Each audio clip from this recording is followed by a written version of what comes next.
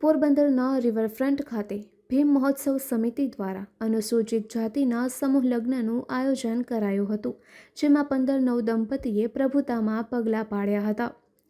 પોરબંદરની ભીમ મહોત્સવ સમિતિ દ્વારા અસ્માવતી રિવરફ્રન્ટ ખાતે સમૂહ લગ્નનું આયોજન કરાયું હતું, જેમાં 15 નવ દંપતીએ પ્રભુતામાં પગલાં પાડ્યા હતા. સાથે સાથે બ્લડ ડોનેશન કેમ્પનું આયોજન કરવામાં આવતા 25થી વધુ લોકોએ રક્તદાન કર્યું હતું. ઉપરાંત CPR કેમ્પનું પણ આયોજન કરાયું હતું. આ સમૂહ લગ્નમાં વિવિધ સમાજના આગેવાનો ઉપસ્થિત રહ્યા હતા.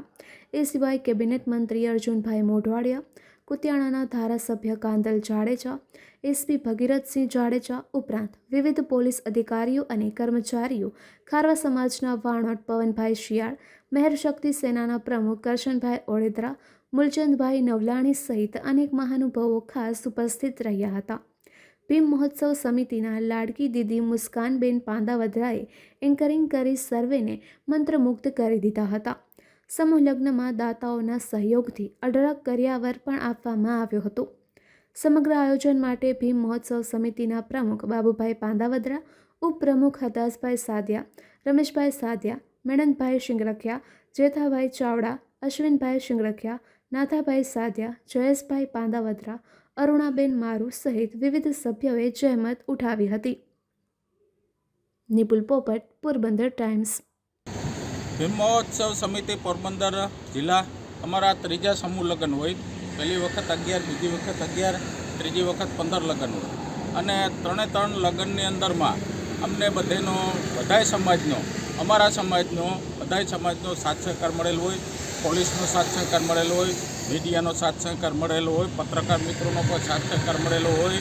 અને તન મન ધનથી બધાએ અમને સાથ સહકાર આપેલો હોય. અને અમારા લગ્ન શાંતિથી સંપન્ન થયેલ હોય. અને અમારા સમૂહ લગ્નની અંદરમાં ધારાસભ્ય,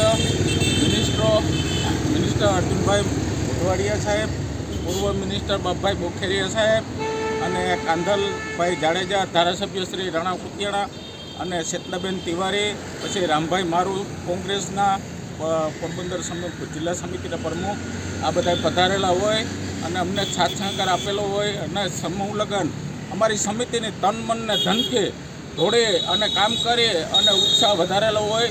અને મોટી સંખ્યામાં માણસો પધારેલા હોય.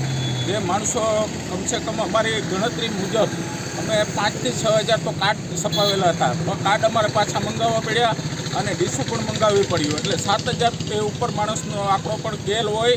અને આ સમૂહ લગ્ન સમિતિ હર હંમેશ સમાજના કામ કરવામાં ટેવાયેલી રહેશે. અને ક્યાંય પણ સમિતિની જરૂર પડશે અને સાસુ કામ હશે અને કોઈની સાસી અપેક્ષાથી અમારી જરૂર હશે, ત્યાં અમારી સમિતિ દોડીને પણ કામ કરશે અને સમાજ માટે પણ હળીમળીને કામ કરશે. અને અન્ય સમાજને કોઈ સાથ સહકાર સિવાય કોઈ પણ કામ થતું નથી. એટલે બધાય સમાજને હારે લઈ અને અમારી હાલવાવાળી સમિતિ છે. એટલે અમારે કોઈ ભાગલા પાડવા નથી. આ જે બાબા સાહેબનું સૂત્ર છે કે ભાઈ સમાજ જોડો, હવે અમારે સમાજ બધા જોડવાના છે. આ કોઈ એક જ તોડવાનું કામ અમારું નથી. એટલે અમારી સમિતિ હર હંમેશા બધાને સાથે રહે અને કામ કરશે. અને આગામી દિવસોમાં અમારી સમિતિ કહેશે તો હું આવતી સાલ પણ અમારી સમિતિના અમારે લગ્નને અમે પણ આયોજન કરશું.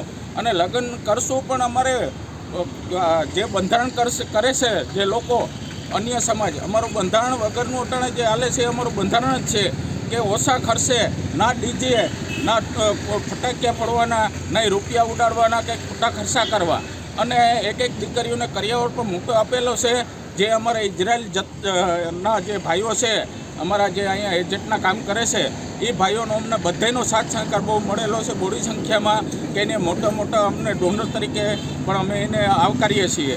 એટલે આ સમિતિને હું તો અભિનંદન આપું છું. અને આ સમિતિ રહી મારે હર હંમેશ બધાય કામમાં અગ્રેસર રહેશે, બસ એવી અપેક્ષા રાખું છું.